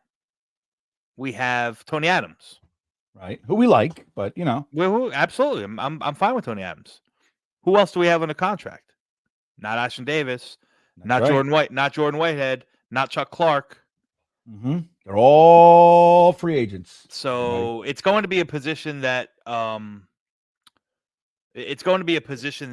is addressed, and again, you got to also remember, like, some of these guys on the 53, you're going to need them to come in and play special teams. Like, they might not come in and be instant starters on the defense, but you're going to need some guys to come in and play special teams. But in this scenario, in this situation, without knowing what we did in free agency outside of Jermaine Illuminor, our defensive back room our safety room is kind of empty. So safety would be a need. So yeah, and I could not agree more. Now I'm hoping they re-sign Ashton Davis. Imagine that, whether if they chose to keep Whitehead, I'm not going to make a big complaint about it, but I would love an upgrade there. And I think it's interesting too, because remember, safety is a position that I don't know if Joe Douglas really values all that high. He gave Whitehead a $11 million or $12 million deal for 3 years, something like that, or 2 years. 10 million, something like that. But then he, has an undrafted free agent. He hasn't spent at the top of the free agent class in the safety room. Chuck Clark, he, was paying pennies. He's, a guy. I just think it's a position that Joe Douglas doesn't value that high. So I don't expect us to be in the market for Xavier McKinney or those types. So you're going to backfill it with projects and guys that hopefully can develop into starters, just like he did with Tony Adams. Yeah. Now look, you won Gall over. He wants you as the GM. Yeah, I'm fine, but you're the guy. Nah, GreenBean's the GM. I just want to be the director of scouting, and I'm good. He wants to tell GreenBean I don't need the attention, man. I know. I want to take the bullets and argue with the damn press. That's what I want to do. Fucking sit everybody. Sit down. Listen. Yeah. All right. I'm throwing Isaiah Davis up there for running back. Yeah. Javon Baker's here. Listen, Javon Baker's not going to be here in the real draft. So, like Darius Robinson, I think you just got to bypass that. Okay. All right. So who else we got here? Here's their big board. All right. Well, listen, Jalen Simpson, he's your center field type free safety. Not going to offer you much in run support, but can go and play rangy guy. Chow Smith Wade is a good cornerback. I think he's probably ends up as a nickel, but can offer you some flexibility. Andrew Phillips, he's a guy. He's feisty little sticky man coverage. Delmar Glaze is a guy I think you're going to move inside at the next level. I can't see some of these names. Isaiah Davis, he's a running back. I think you can plug here, and he can become part of a committee. Michael Wiley is a tight end that a lot of people like. He's not necessarily a guy that I'm super super high on, but he's got athleticism. He's got upside. Okay. So I think those are some names there if you're looking at all the entire board. Give me your top. So which one you want? Chow Smith Wade for sure. Andrew Phillips for sure. You put Isaiah Davis and put Delmar Glaze. I mean, he's another developmental interior lineman. You can't go wrong. You need depth on the offensive line, and he's got guard tackle flexibility. Okay. Oh wait, did you put Gabe Hall? I did. So yeah, you're running out of slots here. So we got Gabe Hall, Isaiah Davis, Chow Smith Wade, and Delmar Glaze. Perfect. Good mix for our 6th round pick, everybody. The pick is up now that we're in the 6th. We're going to drop this to a little bit shorter. Let's do 45 seconds or whatever. What's 660 plus 15? 75 seconds. There it is. 75 seconds. Get your votes in, everybody, and we'll see how this one is going to round out. What do you think of this Ulbricht stuff? I don't know where it came from. I really don't. I mean, somebody, and I don't know who it was, and I'm being honest. Like, I know that somebody clipped something that said, well, San Francisco hasn't named a defensive coordinator because they're waiting to see how things shake out, you know, and Ulbricht is the name that they want to target. But, man, I mean, this was just, I don't know if it was a beat reporter, if it was just somebody in the media just said that, and it seemed that Jets Twitter just ran with it. Really, really ran. Yeah, right. It's like, because we're fear mongers. You know what I mean? We love to be afraid and argue and be upset. So that would piss us off. Yeah. And wait, right? It's like, what would hurt the most right now? Oh God, losing the one coach. So that's how it is. I think it's smoke for whatever reason. Again, I think it's just a story. We hear these things all the time. Yeah. You know, I would be very surprised. I mean, they're talking, if they offered him assistant head coach, well, we could offer him assistant head coach. I mean, why not? Give him a fucking They brought in the guy who was fired from the Chargers, who was the head coach there. They already brought him in to interview. Somebody help me. I can't think of the name. Who's the guy that just fired as a Chargers head coach? Yeah, I can't think of his name. Yeah, and they interviewed 2 of their staff. You know, they interviewed 2 of the guys. So I don't know where Ulbricht came from. Yeah, it would be Allen, I'll tell you exactly where I had Zaire Barnes.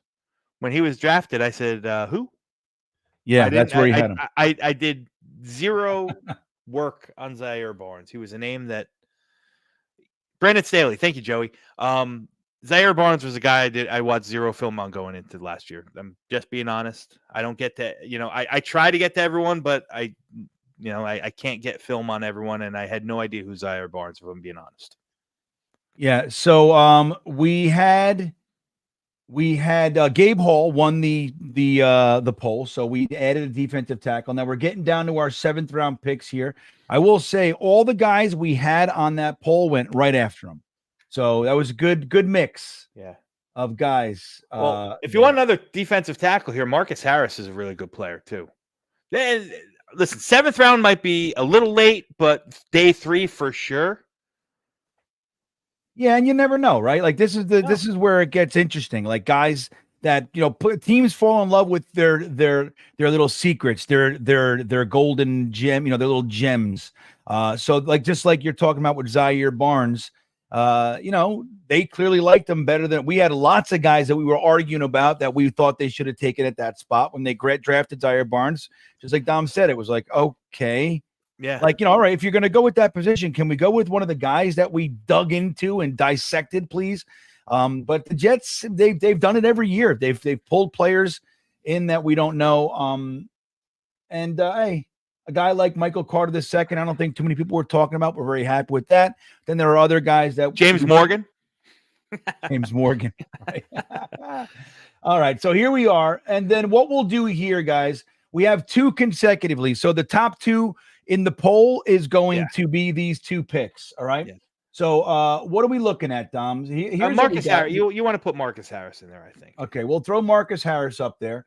Oh, so he's another defensive lineman. Yep. I think we should look at offensive line here. We added a running back. So I mean, I'm not against 2 if you know we need them. I mean, I don't know. Yeah, but you can put another offensive lineman in there. You can touch some of the positions we haven't touched in linebacker or edge or tight end. Tight end. We haven't looked at the tight end. Oh, I know. I'm all off the tight ends. I feel good about our tight end room. It's not a very good tight end class, if we're being honest. That's the truth of it. I'm not very excited.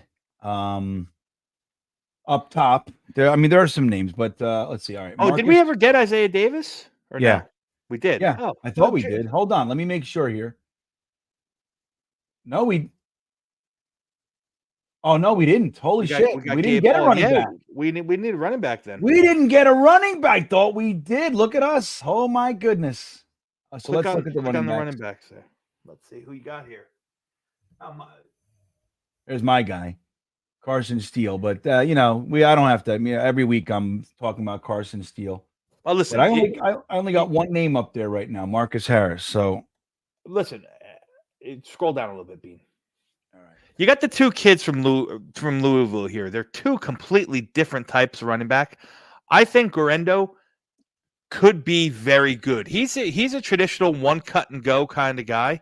I think he could be a good fit for us. Listen, he's not the greatest. But you want big, you want power, you want a guy. He's not going to be the shiftiest of guy, but he's going to hit a hole and he's going to get north and south pretty good. This is a good range for him. Jihad Jordan. I like him. I don't know this guy. I like just 6'1", 225. Yeah. Tough yards. I like it. Yeah. Look, 22 receptions to add. Yeah. Well, the other guy, Jordan from Louisville, who's another run. He was the backfield mate for Guerendo. He's really good too, but he's complete opposite. Think of your Naheem Hines type of running back. Guys who's really better pass catcher than he is running the ball, third down back. That's what Jordan is. And then if you want to put your guy here, Carson Steele, go for it, Bean. Yeah, if they like him, they like him, right? Yeah. You guys haven't checked out my boy Carson Steele. You got to take a look. Mayan Williams. Somebody's talking about Mayan Williams. He's pretty good. He's another power back. Like, it wasn't my favorite. I gun to my head, I'd probably take Guerendo over Williams, but I'd be content with either of them. I mean, they're both they both fit the bill. Well, Trevor Keegan made it. He's an interesting interior offensive lineman too. Let's throw him up there. Go ahead, man. All right, Trevor. Remember the top two are going to be our next two picks. So here we go. The poll is up there for that. I'll leave it at 90 seconds. Yeah. Okay. There you go. Dom, who are you voting for here? Don't say it before, because then you'll lead people. All right. I don't want to skew anybody, but I'm telling you, if Carson Steele wins this, it's rigged. I'm telling you, it's rigged. You think it's? I think you're rigging it. Let me see where's the poll at. He's winning. He's crushing it, Dom. He is. And so I imagine you're not voting for him. You can go ahead. I didn't. You voted for Marcus Harris. I did. Trevor Keegan's making some waves here. Listen, this would be a good guy. This would be a good pick. He's a decent player. I don't know if he's a good depth player. This is a guy that you build and maybe he becomes your third guard. Down the road, maybe he becomes an adequate starter in the league. Later on, but battle a little bit of injury stuff. Ooh, look at that! Marcus Harris is coming back, baby. Look at this. Look at it. Marcus Harris is on his way. Trevor Keegan, Carson Steele. Okay, it's going down a little bit. I'll go get a three-way tie for second here. Somebody's got to vote, guys. You need to vote. I'm surprised that Guerendo isn't getting more love. We don't have a running back. Oh, that's just because Carson Steele. Yeah. Let's do it. Yeah. So, okay, there it is. The poll is over. So here's how it goes. You got Carson Steele and Trevor Keegan. All right. Not bad, everybody. Let me pick those guys for us. Where's my boy? Carson Steele. Rusty. I know you and GreenBean love Carson Steele. I'm not knocking the kid. I hope he's great in the league. He wasn't my favorite. That's all, Yeah, and especially here. But now, Rusty, now you are not going to hear anything but Carson Steele slander from me because how much GreenBean loves him. That's really why I'm so. Yeah, it's right, and as it should be. You got to have that. All right, so this is mystery relevant here, everybody. So who do we want? We got Keaton Slovis is still there for Dom. Where I refuse. I could throw him up there, but Phil Jerkovic, quarterbacks. I don't know if you even want to waste your time here with a quarterback because, of course, they're all going to be available. Well, Carter Bradley's there. He's probably the one I would choose if we're going to go for a dart throw quarterback. I'll throw him up there. Carter Bradley for Dom. All right, this is our final pick. Final pick, and we got Carter Bradley. Mm-hmm. And what does the all tab look like, Bean? Let's see. Yeah, let's take a look at there. at their big board. So we got, all right, look at that. The running backs are up top. Jalen Green, you got Ryan Watts at cornerback. Look at all the running backs, huh? What do we got here, Dom? Daquan Hardy. Eh. You got not a lot of freaking good players here. That's what I'm telling you. Yeah. Rusty Spooner, who do you got here, buddy? Yeah. Oh, Garrett Greenfield, but that's another offensive lineman. He's a guy that I would take here. Well, let's do this. We forgot about tight end. Oh yeah. Let's look at the tight end room. And there's no one. Let's see what we got here. Anybody? There's no one. I mean, we took a 7th round tight end last year. I don't know if we'll do that again. What about the linebacker room, Bean? All right, let's check out the linebackers. Oh, then there he is. He's up there. Move up. Nathaniel Watson.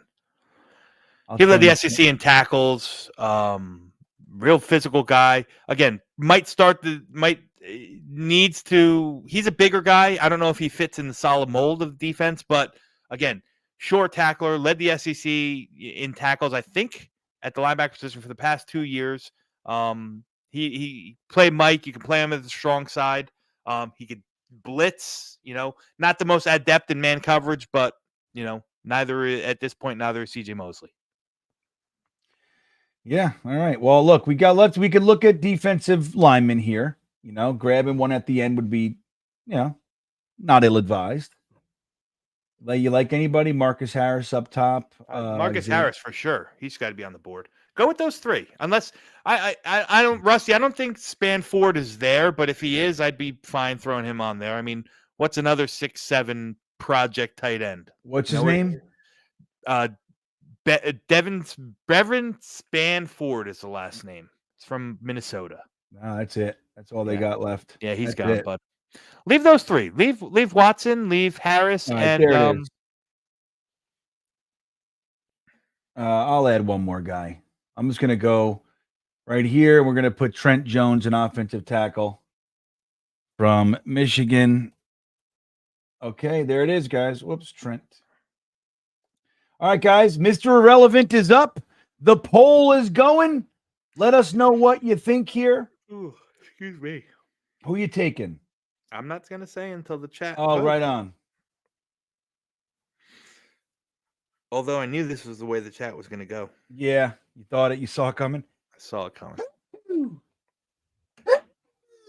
All right.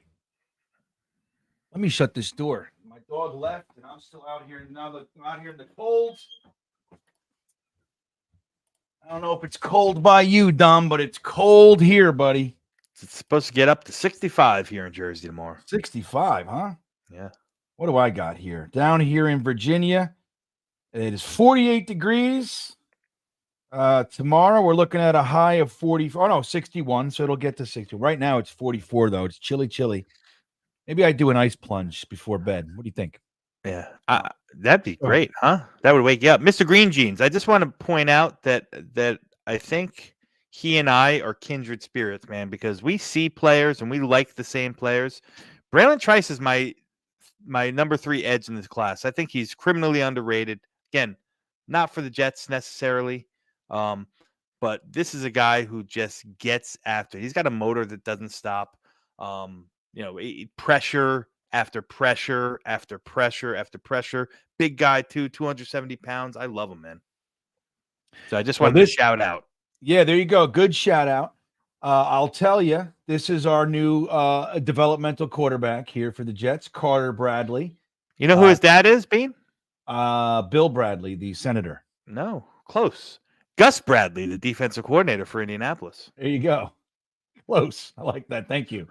Carter Bradley, here he comes. And that's a wrap, everybody. So let's take a look. We don't need to save it. So here's our draft, everybody. Now, don't forget. Let me put this comment down so we can see. So don't forget, the New York Jets started this draft with a monumental trade, procuring elite wide receiver to pair with Garrett Wilson, Mr. Brandon Aiyuk from the 49ers. And then we started the draft with, Dom, there are folks that say JPJ is the best offensive lineman in the draft. Not at tackle, but definite impact starter. potential that we drafted at pick 31. So we started with offensive lineman JPJ. We follow that with interior offensive lineman Cooper Beebe. Then we went and scored our slot receiver of the future, Malik Washington. Fantastic. Our wide receiver core has been dramatically improved, as has our offensive line.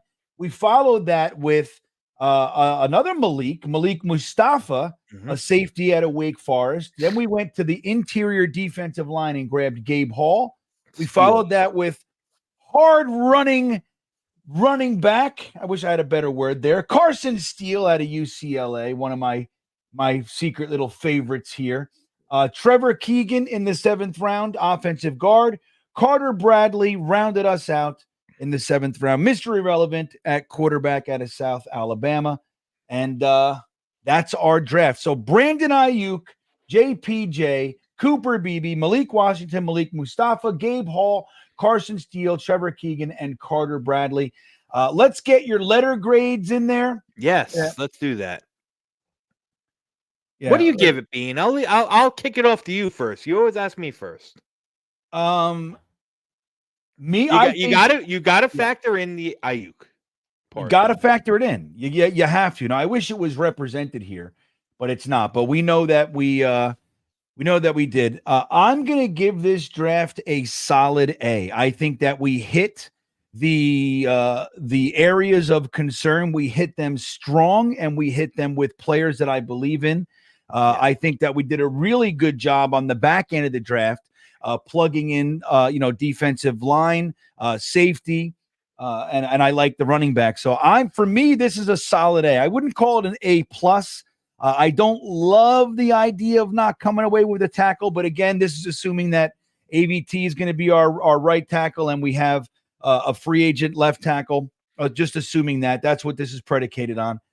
So if that's the case, I'm a solid A, Dom. I'll let you wrap it up. I'm going to start with Jake here. Jake gives it a B. Mark from Asbury Park. What's up, Mark? Gives it a B.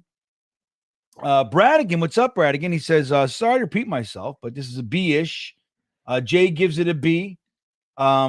Adrian says, Gutierrez says, is an A-plus pick. Yeah, man. I mean, think about that. We're talking about wanting, different wide receivers, whether it's Neighbors or Odunze. And dude, Brandon Aiyuk, coming in here, we already know he can dominate at the NFL level. I mean, shit.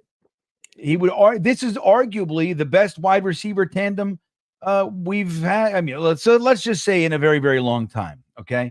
But arguably among the best. So up top, Rusty Spooner with a B plus. Evan with an A. He prefers Haynes over B. That's a great argument. That's a very fair argument. I do too, Evan. Yeah. Tim Teichner says A minus. Papa Yeti, snag a veto offensive tackle from the cloud, and we're a good B plus. Right on. Curly Norman with a B plus. Joey R with an A. Donker Sloot checking in with a B plus. Jake, we saw your B. Braden from New Zealand with an A minus. Let's see. Right. Evan says we could have snagged the two best interior offensive linemen in the draft, or could have had the two best. That's what he's saying. If we took Haynes and JPJ, I'm guessing. Oh, I get it. Okay. Yeah. I see what you're saying. Hater, A, solid A. That's where I am. I think this is a solid A, man. Again, we're looking to improve the team.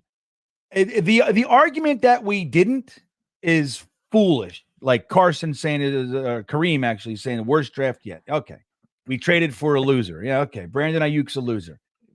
B plus from Julian Castano. Gall says A-ish. A-ish, right? A minus. Dude, we come away with an A. I'm happy. Johnny Jimenez says, what's before A plus? I know, right? I'm in that kind of a range. I would be elated with this draft. B plus, we didn't draft Mason Smith. RJ31 Justin Jefferson. Bearded says, what's up, Bearded? B plus for me. We can't get an A unless we get a better quarterback prospect to learn behind Rodgers. Need to set ourselves up for the future. Again, I hear that, but I wouldn't do that at the behest of something that'll help us right now. But I hear the argument. I'm a big fan of the second, fourth round pick being on a used on a quarterback if it's right. B for Scott Foster. Oh yeah, he already said it. He didn't give us a letter grade, but he said worst draft yet. Even worse than last week, which was the every week for 3 years consecutive. Kareem, yeah, we've had consistent. consistently. I love it. Draft. I love him. He's consistent. He's very consistent. Yeah. A-, interior line built. Don't trust AVT at tackle. I know that's a rough one for me too, Sam. It is. Hype gives it a solid A. Jordan Victor B+. I'm too worried about tackle. I agree. That's a concern for me. I don't love the idea of AVT at tackle. If I'm being, that's my one hiccup with this one. But if that's what we're doing, Dom, go ahead and talk. I got to mute myself real quick. Hold on. Yeah, go ahead. And I'll keep going here. Hater says Aiyuk and JPJ alone is an A+. The rest of the class bring my down. Listen, don't sleep on Malik Washington, Mr. Hater Ali. Where'd I go? Joey R. Cooper Beebe is a nasty run blocker, by the way. He sure is, man. He absolutely is. Little stiff, but nasty run blocker. And listen, for those who are upset that you couldn't get a tackle, Cooper Beebe could play tackle as well. So it's not out of the equation. If this happened in real life, the Jets add an OT and I don't think a Jets fan would complain. Amen to that, brother. Papa Yeti says, I really like JPJ. This was a great scenario trade. Well, thank you. You could thank Bean for thinking of it and creating it. It wasn't my creation in truth. But this was Dom. It was all Dom. Dennis Jones gave us an A. So, where are we? Kareem, we got to see it. You couldn't get on the field because he was a punk in San Francisco. Y'all think he's going to come here and be a superhero? Maybe. Well, let's see. Let's just see. Johnny Jimenez, I ask you. He's been talking about this guy Guadalajara in a couple streams now. I don't know who he is. Brandon Aiyuk couldn't get on the field, yet he somehow figured out a way to get 75 receptions for 1,342 yards and 7 touchdowns. What a scrub, Kareem. What a scrub. What a piece of garbage. You gotta, it's a funny thing. He wants Calvin Ridley. He wants Calvin Ridley. Yeah, let's look at Calvin Ridley's stats. Who, by the way, has found a way to 2 separate years reasons not to play, whether he being suspended or he needed a break. I'm not anti Calvin Ridley, but I don't know, man. Now, the only good thing is that you wouldn't be losing any draft capital for Calvin Ridley, but come on. You know what I mean? All right, go ahead. Let me give you my take on this draft. I'll say this. Any draft that if we came out of this draft with Aiyuk and JPJ and Cooper Beebe alone, not alone, and Malik Washington, I think all Jets fans would be jumping for joy. This will be an A in April for sure. Hell yeah. And this might be an A for me. However, we took Carson Steele, so I'm going to end up with a C+. Well done. I will say this. So he had 76 receptions for 1,016 yards. He did pull in 1 more touchdown, but Brandon Aiyuk found a way to have 330 more yards or so. So I don't know, dude. Your argument, what's the word I'm looking for? Sucks. There it is. Found it, Dom. One's what, 25 and one's 30? Yeah, right. So Calvin Ridley he's 29.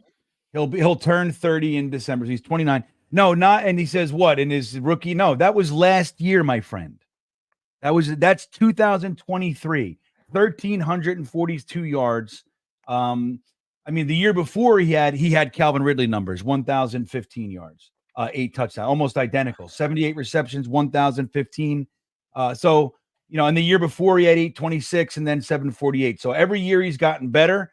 He's entering elite status, my friend. Just because San Francisco didn't use him in the Super Bowl, that's not because of Brandon Aiyuk. That's a misstep on their side, on the team. And I believe Brock Purdy, quite frankly. I just think Brock Purdy had some difficulty in that game, whether that was schematically, defensive, whatever.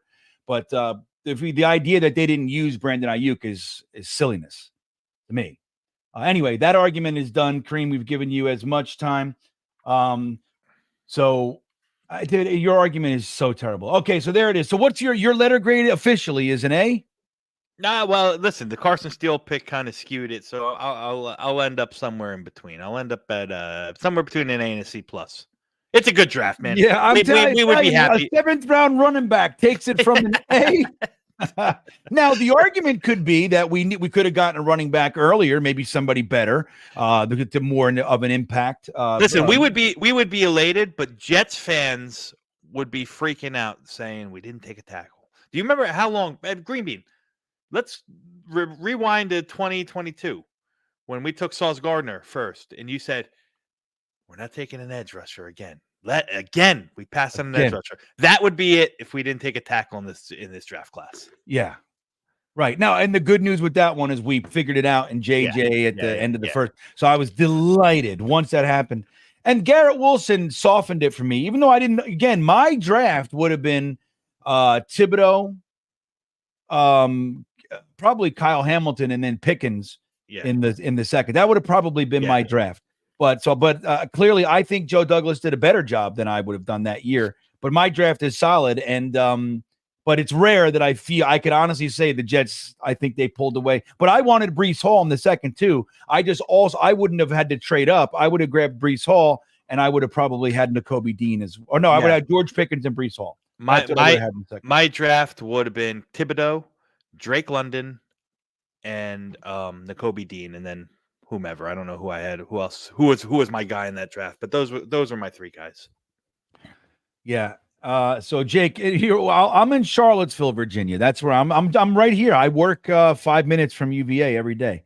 So I actually drove by UVA today.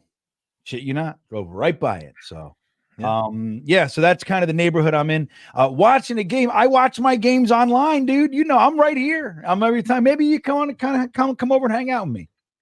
We'll talk about it, Jake. Come on over, hang out in the GreenBean studio and watch the game. I'm telling you, it gets ugly in here, though. It smells like armpits and shit.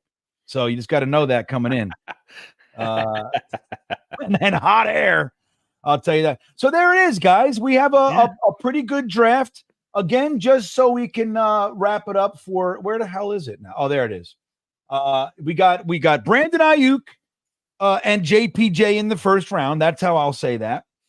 We followed that with Cooper Beebe, Malik Washington, Malik Mustafa, Gabe Hall, Carson Steele, Trevor Keegan, Carter Bradley. I love that we added a third tackle to develop. I love it. I think that's great. But yeah, man, I think this was a good draft, Dom. Listen, I'm glad we just switched it up in the sense that we got away from those names that we've been talking about and we're going to talk about for the next 6 weeks or so. You know what I mean? That's right. That exercise for me was well worth it. And guys, if you don't like this draft, look at yourselves in the mirror because you picked you guys are picking the draft. Right. All we're doing is it's kind of just giving it the poll. So if you guys don't like the draft, look at yourself in the mirror and say, how could you son of a bitch?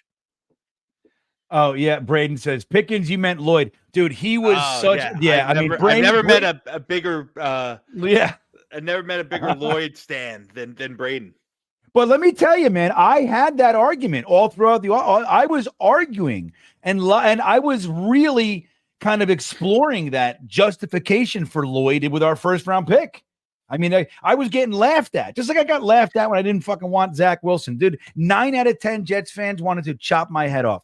I want to just remind everybody how correct I was. Looking right in your eye. My sultry voice. I told you he was really going to have a hard time in the NFL. Anyway, Lloyd, Braden, I would have been happy with Lloyd. I tell you what. Now, but I did want an edge, though. That was what was breaking my heart. But with all that said, guys, let's do real quick. I want to give away a box of Liquid IV. Oh, yeah. Okay, I got all these. All right, I just saw. Anyway, I want to thank everybody for the super chat. So how many do I have? I have 13 tonight. So we'll do a number randomizer. Let me see if you have any double dippers. 1, 2, 3, 4, 5, 6, 7, 8, 9, 9, 9. You got 9. Yeah, but if they did 2, they get 2 slots. Okay, then you got 13. Yeah. So we'll do 13. So here we go. This is for a box of liquid IV. I'll let you pick the flavor. You just email me. My email is in the description. Real simple. bean@greenbeanjetsfan.com.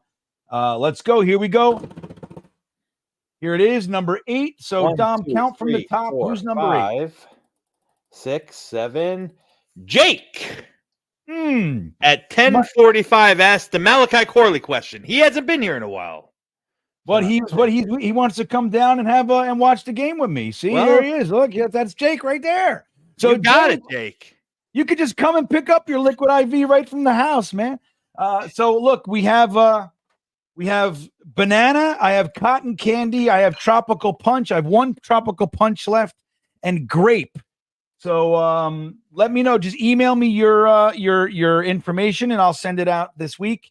And yeah, you'll have it, and you can try out free liquid IV. I want to remind everybody, liquid IV, you can save 15% on all your orders. The link is in the description to get to the website, but use the promo code GreenBeanJetsFan at checkout and take 15% off of your order.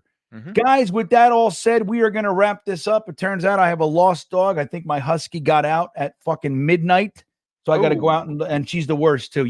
She doesn't come back. My one dog, I can leave him off the leash forever. He'll never leave. He'll never leave me. He'll always be around me. Her, she takes. So now I got to go search the haunted woods with bears and shit in the middle of the night. So that's what I'm looking at. Bring a gun.